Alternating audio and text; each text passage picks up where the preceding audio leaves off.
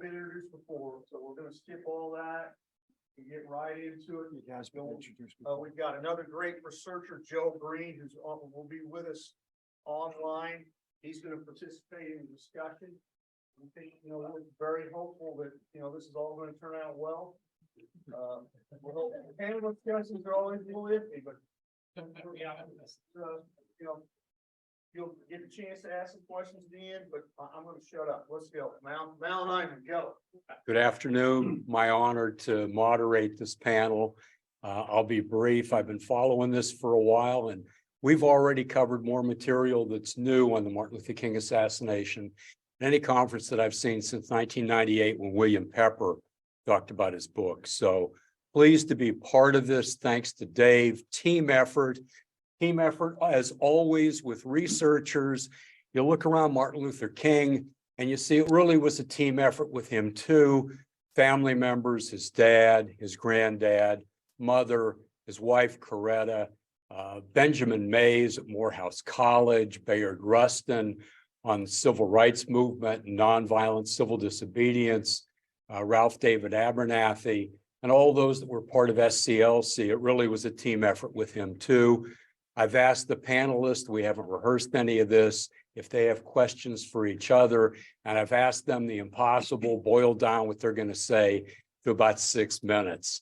And we thought, since logistically it might be a challenge to bring in Joe Green, that we might start with Joe, if you would. Sure. Can everybody hear me? Hear you great, Joe. Okay, terrific. Well, thanks. This is a very esteemed panel, of which I am the least esteemed person. And also just to throw it out there, because I haven't been at the conference and I tried to make it next year. There was no way I could make it this year. But since I'm here, have one chance to do this. Hi, Dan. Hi, Ryan. Hi, Ed. How's everybody doing? Hi, Mal. By the way, Mal's book on the media and JFK is absolutely superb. If you have any interest in the JFK assassination, that is a must buy, must own. So I just wanted to throw that out there. It's terrific. I think it will, if you read anything of any of my work, it won't come as much of a surprise that I view the assassinations of the 60s as a continuum, and that therefore that there are links between the murders of John Kennedy and Bobby Kennedy and Malcolm X and Dr. Martin Luther King. And one of the fascinating things about Martin Luther King that isn't maybe often brought up that I wanted to kind of point to, as you probably know, on April the 4th, 1967, Dr. King gave a very famous speech, sometimes referred to as a time to break silence. It was when he decided to begin speaking about the Vietnam War as a result of having read Pepper's article in Ramparts magazine about the children of Vietnam. And I own a copy of that magazine. And if you've ever seen it, it will absolutely scar you. It is, the pictures inside are unbelievable. The effects of phosphorus on children in Vietnam, it's just stunning. You can see why it made such an impact on Dr. King. Well, on April 4th, 1967, he decides to talk about Vietnam, and he has this section towards the end of the speech where he starts talking about foreign policy, not just in terms of Vietnam, but also he mentions Peru, where we had been interfering with Peru at that time. And in fact, later that year, in 1968, there's a Velasco takes power in a coup d'etat and starts to become a big problem for the United States. Among other things, the U.S. is running a petroleum company down there. This should all sound very familiar, because the next country that Dr. King mentions is Venezuela. Same thing, right? Going all the way up to the present. If you're familiar with all the goings on involving Hugo Chavez when he was in Venezuela, where we were trying to instigate a coup, same thing. So King is actually going through and saying, look, we've been doing this in Latin America, and we are perpetuating evil upon the world. And I think this is what makes King, who's already being pursued by COINTELPRO, into a maximum threat level person, because now it's not just that he is a quote unquote Black Messiah, but that he is also now talking about the foreign policy of the United States, and the quote unquote fight against communism as it was going on.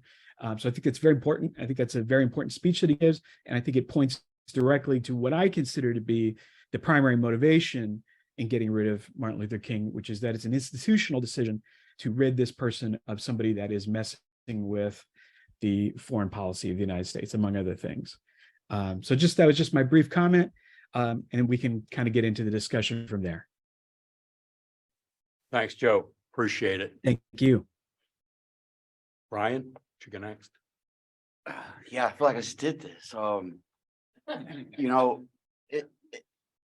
we measure what took place here in Memphis, April 1968, by how people perceive Martin Luther King Jr. He is this apostle of nonviolence. He is this moral leader, but he's a radical. You know, when he's talking about America's approaching spiritual death, this brings out a different can of worms that he's never really crossed into that territory.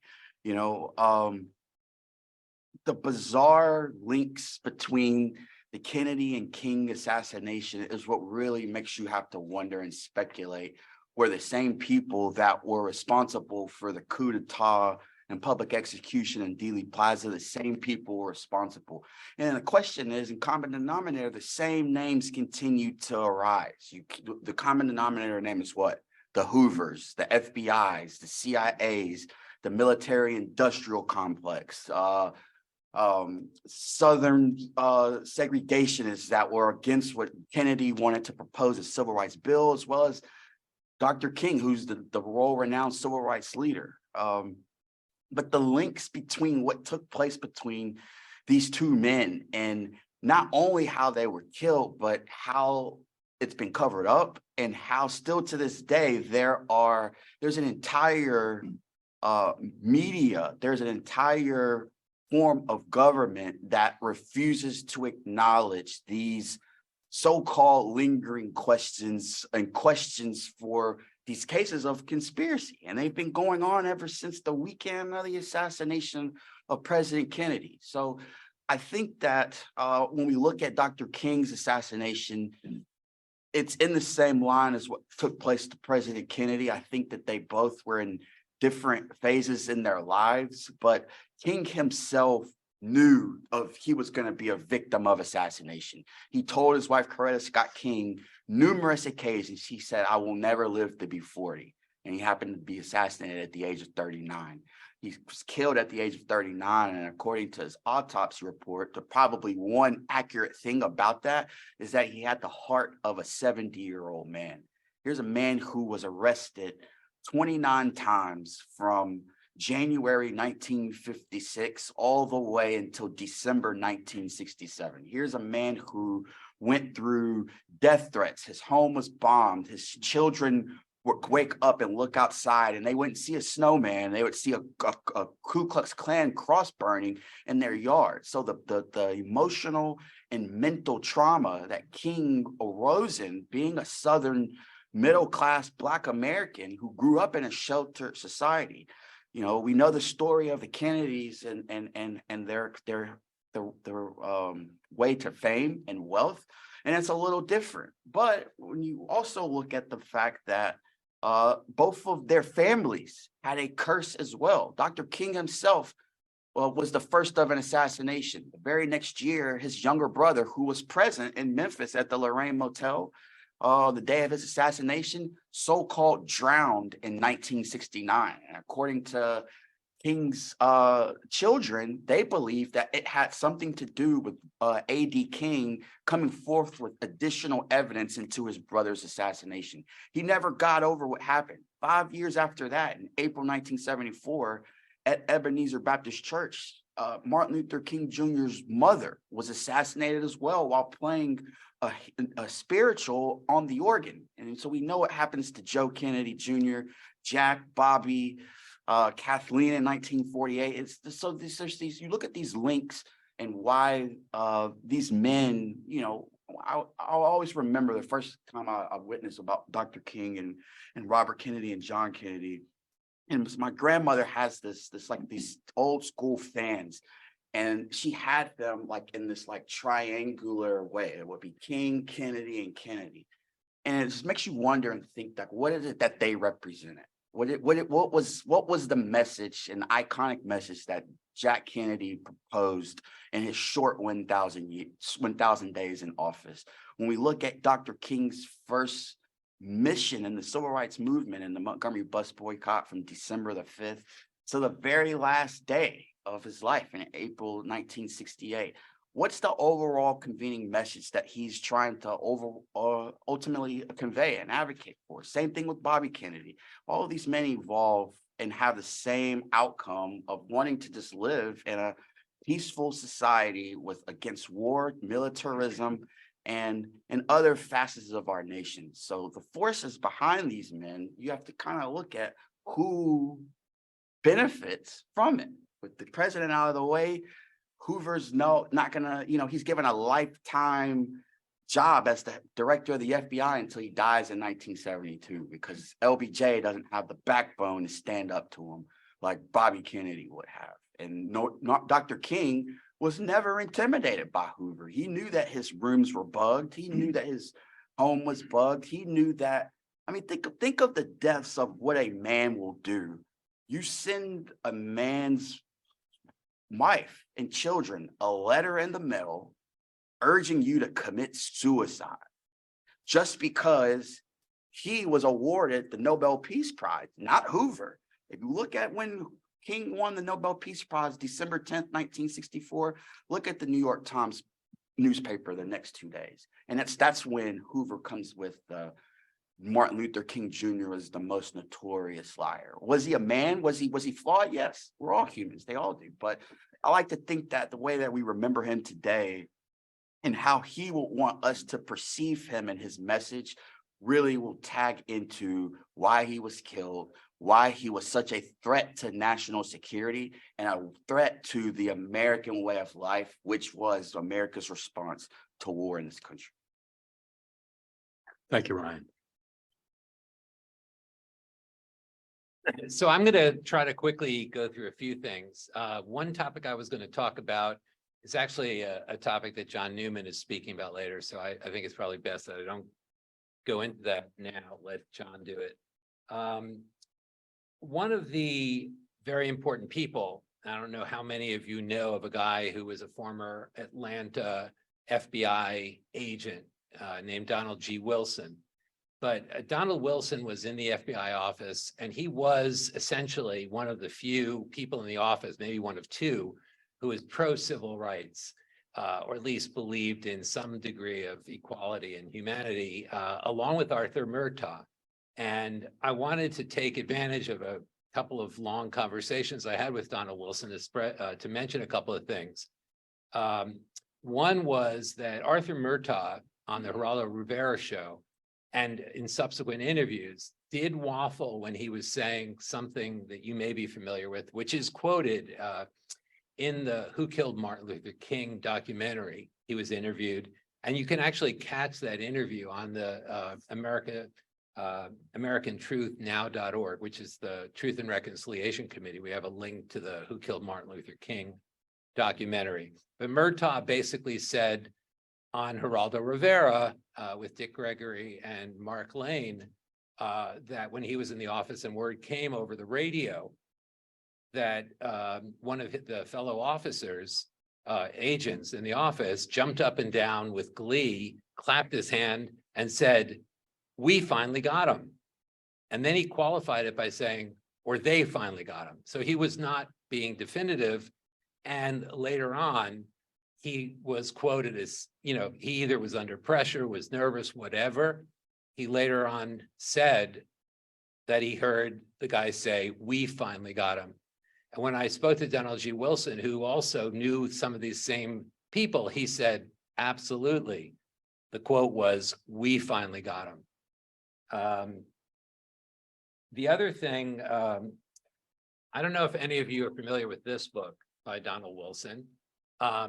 There were an attempt by Bill Pepper during the civil trial to get Donald Wilson to testify. It got complicated. I don't think Pepper understood fully what he needed to do to get Donald Wilson to a place where he could comfortably come out, because he was talking about stuff that was dangerous. So Donald Wilson was one of the agents who was asked to go to the Capitol House complex of buildings where a white Mustang was found. And it was located there for literally days after the assassination of Martin Luther King. And people were calling the Atlanta police, and they ended up contacting the FBI saying, somebody has to go out and look at it. We're getting all these calls. It looks like the car that James Earl Ray drove. So finally, three FBI guys go to the car, and they're all looking at it. And it so happens, according to Donald Wilson, that he opens the passenger side and he notices a few documents, a few pieces of paper, and they fall out, or an envelope and a few pieces of paper fall out. He picks them up. Now, he already had an incident where he was, basically, they didn't like the fact that he was pro-civil rights, and they sent him on all these, he did things like recruiting. So he was actually on a recruiting trip a few weeks before the assassination of King in LaGrange, Georgia. He was staying at a motel. And at that motel, where he would normally stay, he gets a call, and it's from an operator in the home area of where the FBI office is, or where he lives. And the operator says, will you please hold for a call? And this woman gets on the phone and says, are you Donald G. Wilson? Or maybe the operator says, are you Donald G. Wilson? And proceeds to say, your daughter is deathly ill. You have to go home immediately.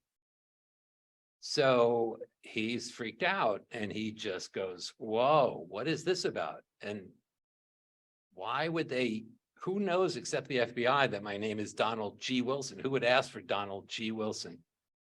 Anyway, he says, I better hightail it out of here. Something's not right. So he starts heading back home. And about half an hour into the ride, he realizes he left his gun and holster in the dresser drawer. And so he says, I better go back and get it, hoping that nobody's rented the room or anything like that. And he goes back, and basically, as he's driving in, he sees a car, and he sees a white guy get out of the car, and he sees a black man sitting in the car. And he's a little bit nonplussed, because it's not typical to see a white and black guy together. He runs to his room, he gathers the gun and holster. As he's coming out, again, he sees, I think it's the black guy again, who he later recognizes. He recognizes both of them. And according to him, the white guy was James Earl Ray, and the black guy was Jesse Jackson. And basically, with a confirmation from a fellow FBI officer who knew that he was pro-civil rights, the basic idea was, an agent from the office told him, an old friend later on, that they knew that he would not sanction any of this, that there was a planning session going on at the motel, and he needed to get out of it. They needed to get out of there, and that's the excuse they invented. So he went home, and he realized that there was something up, and he didn't really want to think about it too much. But then the assassination happens, and he happened to be one of the FBI guys called out to look at the car. Papers fall out, and in those papers are, he doesn't know what they are, but he said, I better hold on to them. So he takes them. He doesn't report them, and basically secrets them away in his, in his jacket or whatever. And then he looks at them when he gets home, and he realizes there are documents that are very, very interesting. Included in those documents are likely implicating the fact that that Raul had been in the car, and that these documents may tie to Raul, indicating a connection to the JFK assassination. There was phone number, a little page cut out of a Dallas book with Jack Ruby's phone number. There was the FBI Atlanta office phone number. There was a reference to Alan Dulles being behind a lot of this stuff. So it sounds like pie in the sky craziness when you actually sit there. But if you read the documents, you can actually, he reproduces some of the documents, 2 or 3, including the Alan Dulles reference, was actually stolen out of his office. So he doesn't have the original documents. He only has a few, and his copies, and then the others are in safe places. But included in this are a couple of things like kill Ray in Ossington. Ossington is a place where Ray was living in, staying in Canada. And, just some other very provocative things. The last thing I wanted to mention was the fact that, in talking to a few people about the assassination, congressmen who knew some of the characters who I really got to be fond of, and talked a lot. One of the things he said to me was that he got to know Jerry O'Leary, who was one of the kind of cover up Washington Star reporters who happened to get into the jail where Ruby killed Oswald. And he won a Pulitzer Prize for his reporting, and the photograph basically got in the perfect spot. And O'Leary took a liking to the congressman and his family. When he's staying over for a weekend to write an article about him, they got to talking, and the congressman asked him, how did you get in there so close to be able to, get this prime view of Ruby killing Oswald? And O'Leary said, well, Deke got me in, Deke DeLoach. And then how did Ruby get in? DeLoach got him in too. And, if you think about it, when you think of all these little stories about, him sneaking in or playing, if you look at Deke DeLoach and the connections that he has to so many of the powerful players, with the role he played in the cover-up and a lot of other things, I think he, like William Sullivan played a crucial role. And I do believe, based on what Kimball told me, that if it was, it was either William Sullivan calling him, and it was certainly William Sullivan bringing Ray to the airport to fly out of West Memphis. I do think that people like DeLoach were in the cover-up game, and they played a very rear guard added, role. And so, I think there is this continuum from JFK to Martin Luther King, and some of these things really do add up and fill in pieces of the story. Thanks so much, Dan. Appreciate it. Ed? Use this one. I don't know. You There's can no take room. that chair down. We don't need that. Give you more room. I'll hand it down to you. Yes? All right, see, kicked him out of here. All right, basically, I have 3 things that I'd like to get in, but considering the limitation of time, I don't know if I'll have a chance. So what I thought I would do is just give an overview of those 3 things, just in case I don't get them and somebody can catch me later. And I have an anecdote to tell, which I think is kind of a human interest thing, which maybe everyone will find intriguing. I want to mention the most explosive thing I have. And I have to tell you, in private, I met with Ryan when he was eating outside yesterday, and I told him the details of what I have here. And he's a perfect gentleman. He's not like me, a kid from the hood. But the look on his face was, oh shit. And he knows pretty much everything. And yet I had something he didn't have. And I said, I wish I hadn't told you, because I would like to say it here and watch that oh shit look on his face in front of 60 people. But I blew it, so forgive me. At any rate, I will talk about it. I became friendly for a while with the head security man for H.L. Hunt's company, Paul Rothermel. And I learned some things about him, and the things I learned from him about a specific individual ties to, it sure looks like, the money that was used to pay for King's murder. And I have the checks that Madeline Brown published, and I am going to give them to Ryan for his museum tonight. In fact, I'm going to give him my whole file here. I also, if I get a chance, we'll talk about a guy named Baxter Bryant, which I mentioned in a tour yesterday.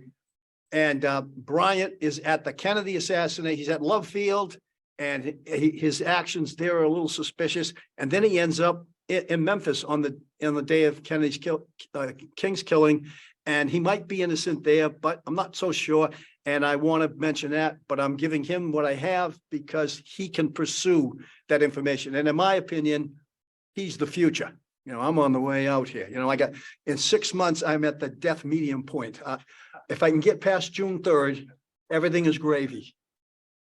And I also corresponded with Jerry Ray. James, I met him and corresponded briefly with Jerry Ray. And if I get a chance, I would like to read a little bit of a letter I have from him.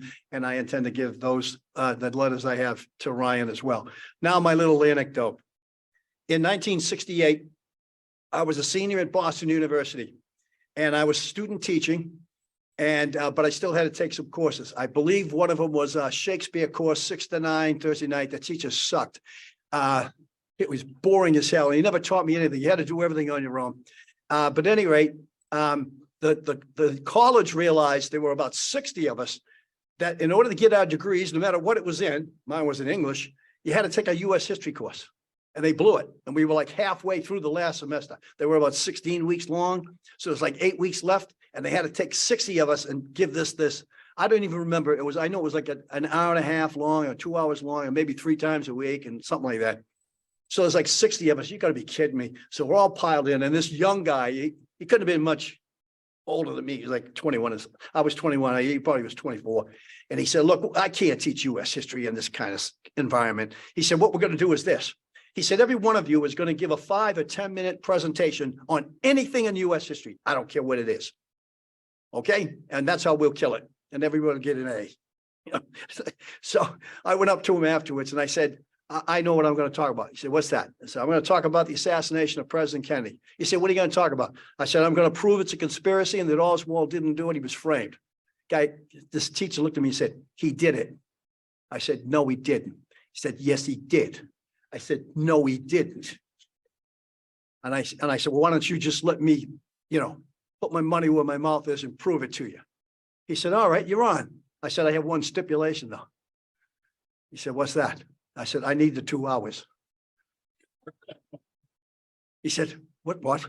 I said, I can't do it in 10 minutes. I need the 2 hours. He said, okay, what the hell?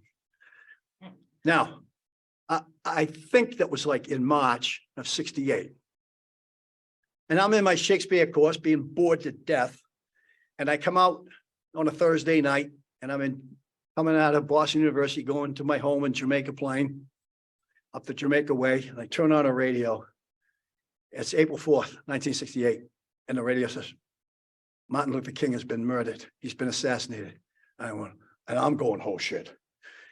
And oh my God. And Martin Luther King went to Boston University. I think Coretta was there too, right? And they closed the school down for a week. And when we got back, the guy said, forget it. We got to scrap the whole thing. We don't have enough time. I'm just going to have to bull my way through it. And I never got a chance to give my presentation. Now I've given dozens and dozens of presentations. I've been at Harvard 3 times, Boston University, Boston College, Bryant College, you name it. I've been there all over the place, but I never really got to do that one, which was kind of a shame. And yet here I am 55 years later dealing with these distinguished gentlemen. So that's a great thing. Okay, if I get a chance, I'll try to do my real specifics in an appropriate time. So don't talk too much, fellas. Will you give me a break? All right, thank you. Go ahead, take it away. Put my money where my mouth is. Yeah, baby. All right, here we go. 2 quotes. Hypocrisy is the audacity to preach integrity from a den of corruption. And this is Bill Murray. So if we lie to the government, it's a felony. But if they lie to us, it's politics. Okay. Let's see. I think the best way for me to do this rather than trying to wing it is to at least read a couple of things here. Paul Rothermill testified before the House Select Committee on Assassinations in February of 78. And he recommended that the House Select Committee look into the people that were visiting H.L. Hunt's office building the day before. In particular, he mentioned Eugene Hale Brading. Now, Brading is this mafia figure who gets busted in the Daltex building. I assume most of you are familiar with that. What some of you might not know or have forgotten is that in New Orleans, he had an office building, and like I think it's next door, David Ferry was in there. So you got a Brading Ferry link too. And I can link Ferry to John Liggett, the guy that's involved perhaps with messing around with bodies. So that's a whole nother story. Okay. Anyway, he also told them, and I think I probably should read this. This is the HSC report. Mr. Rothermel would not go further in his reasoning other than they are connected with extreme right wing in California, such as Volunteer Group and Minutemen that are funded by splinter groups of the John Birch Society. Then Mr. Rothermel revealed to us the name of William Ciess, C-I-E-S, stating that he's from California in real estate, that the Internal Revenue Service in Dallas, the Intelligence Division, has a complete background report on this person, which would prove very vital to our probe of the assassination. Mr. Rothermel stressed a great deal of importance to William Ciess and then stated that he had told us much more than he had intended to. H.L. Hunt did not know William Ciess, he said. Okay, so then I talked to Paul Rothermel myself, and he said the same thing to me. Look into William Ciess. Looks into it. Now, to make a long story short, Madeline Brown, Lyndon's mistress, and she considered me her adopted Yankee son. I edited her memoirs, and Connie Kritzberg, a respected journalist from Texas, made a little booklet called Dallas Did It. And in that book, Madeline is saying that she was associated with John Currington, one of H.L. Hunt's right-hand man, and he's written a book. He denies barely knowing her now, but she says he showed me all kinds of documents and checks and that. And she finally got a hold of those checks, and there were 4 of them. It's like $500,000, I think. And she put them in the back of the book, Xerox copies. I Xeroxed the 2 checks, which I have with me here for Ryan. And the first 3 don't have any names on them, but the 4th one has a name. He's the man. It's William Ciess. And I'm going, whoa. Now that sounds familiar. Yeah. So at any rate, then Madeline basically comes to the conclusion, like Currington is saying, I met her once. She's full of crap. I don't believe anything she has to say. And that's why I have real problems with his book. Rothermel hated him. He hated Rothermel. They were all crooks. The silver thing, all these other things, they were all, ripping each other off. So you don't know who the heck to believe in any case. But she said she got the checks. She saw the checks from Currington, but she said she actually got them from Currington's girlfriend, which is, something that probably is true. At any rate, here's the kicker. I got to read this last little bit here. He also, Currington, in February of 1977, told the FBI he vaguely recalled seeing William Ciess and Braden visit Nelson Bunker Hunt in 62 or 63. Oh, wait a minute now. It's getting more interesting. And then finally, I didn't know if I should do this, Ryan. We were both wondering if I'm going to end up with crosses on my lawn, but what the hell, life is short. And I've only got 4 months left anyway, right? June 3rd. Okay. It is now appropriate to identify a few more contemporary discoveries, a few then and there to here and now issues. If one fast forwards to May 17, 2016 via Google and types Council for National Policy behind the curtain, Southern Poverty Law Center, there is an extensive article detailing the evolution of William Ciess' prototype organization, citing the typical alt-right political beliefs and naming the wealthy titans in America who have organized a highly secretive group who provide a venue where mainstream conservatives and extremists mix, which is exactly what he was just talking about, right? While the policies vary in varying degree, there is in general a white nationalistic overview to their positions. Basically, the members are defiant critics of abortion, immigration, Muslim beliefs and culture, school integration, same-sex marriage, and LGBT rights. They favor limitation of voter rights. Start to sound familiar? And evangelical beliefs. Some of the speakers at their meetings have included, and remember, I'm not saying this. This is the Southern Policy Group. Some of the speakers at their meetings have included George W. Bush, Dick Cheney, and conservative Supreme Court Justice Clarence Thomas.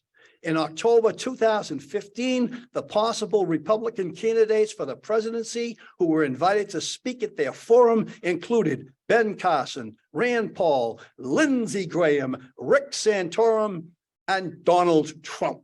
Listed in the 2014 membership group were Steve Bannon, Jerome Corsi, and Kellyanne Conway. So it is clear that the evolution of the Seas Foundation has reached full maturity. Thank you. Thanks, Ed. Let's open it up to questions.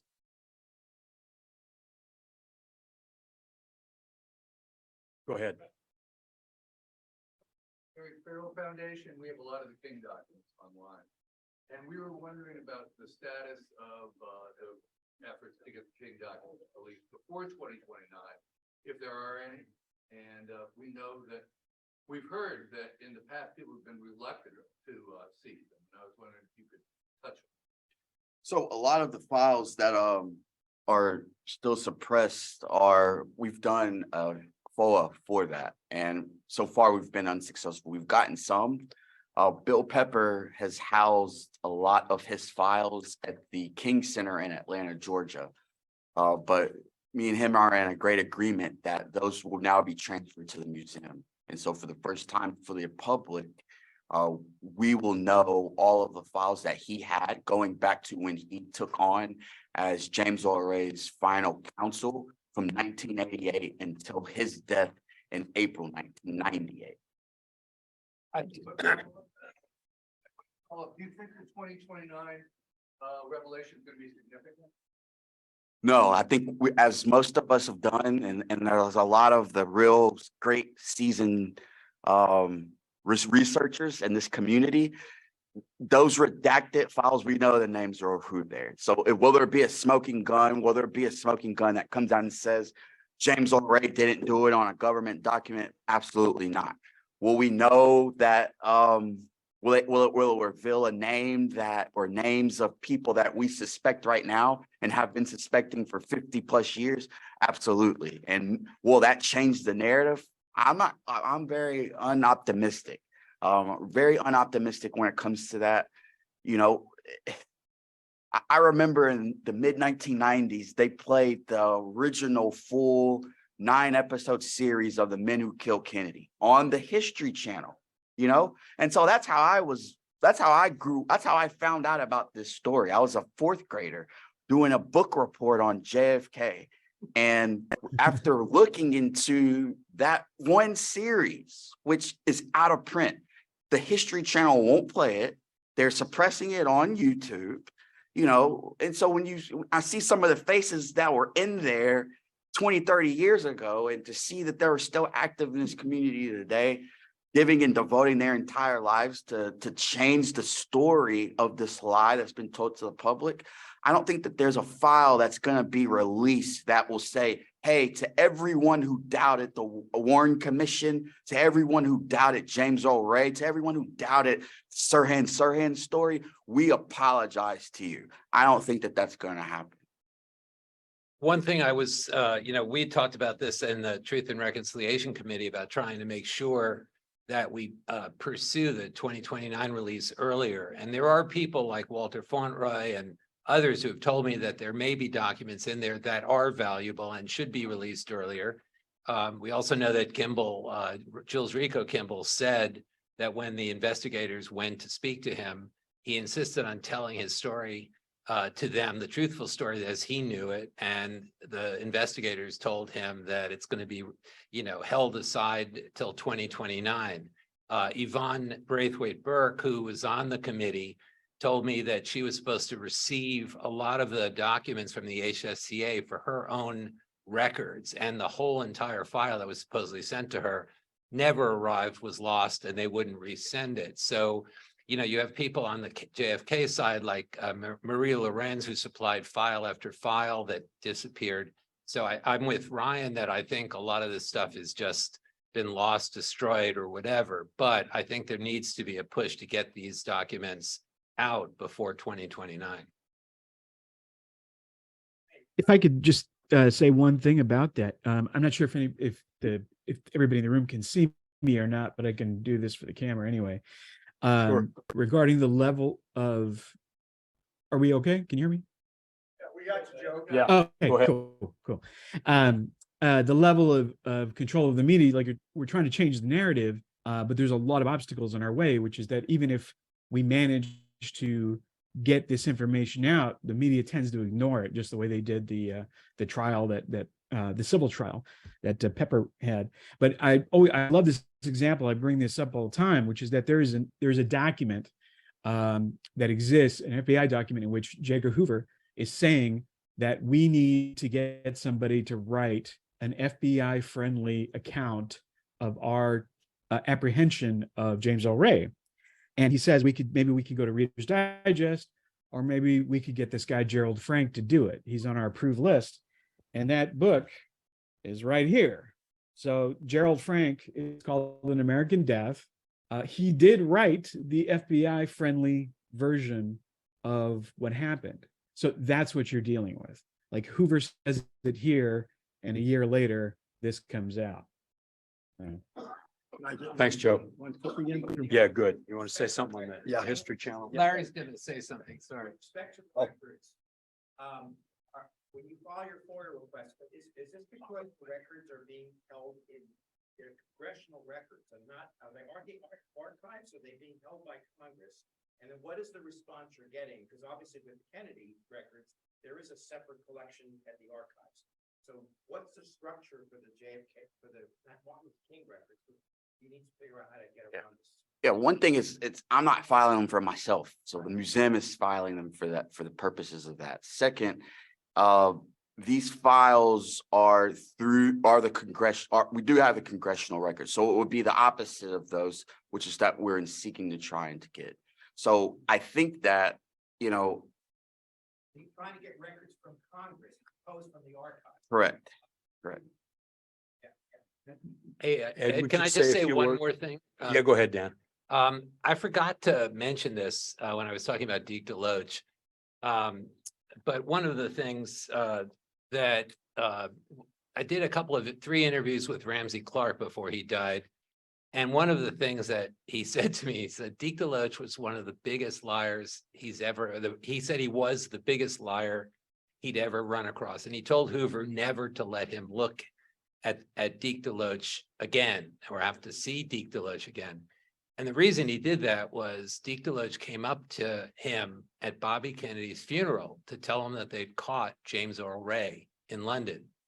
And Ramsey was convinced that somehow they coordinated it to upstage, to get back at Bobby Kennedy and upstage Bobby Kennedy's funeral by capturing and by announcing the capture. And I don't think it was a capture. I think they followed Ray they knew exactly where he was, what he was doing. And, they kept in close contact through their, facilities. Regarding the media, let me ask Ed to say a few words about the men who killed Kennedy, because you were so Okay. involved with the series. Well, I'll make a mention about that, but I also want to mention something about files. It's kind of a metaphor for the whole thing that Bill's asking about. I recruited most of the people for parts 7 and part 9 for the men who killed Kennedy. And just one thing, it was the fastest selling DVD in their history and the highest rated show in their history. And, the History Channel wanted to put ads on before, like the week before, and I just said, don't do it. You'll never get it on. And he was right. They didn't advertise it. They just shoved it on. And I told no one about it. One of my best friends was Ed Treefroy-Sherry. I never told him about it. He said he was at home doing something with a box in his house. He had the TV on and he heard my voice and he went, what the hell? The one thing I wanted to mention is that after it was over, you have Jack Valenti, Bill Moyers, Lady Bird Johnson, Jimmy Carter, all right.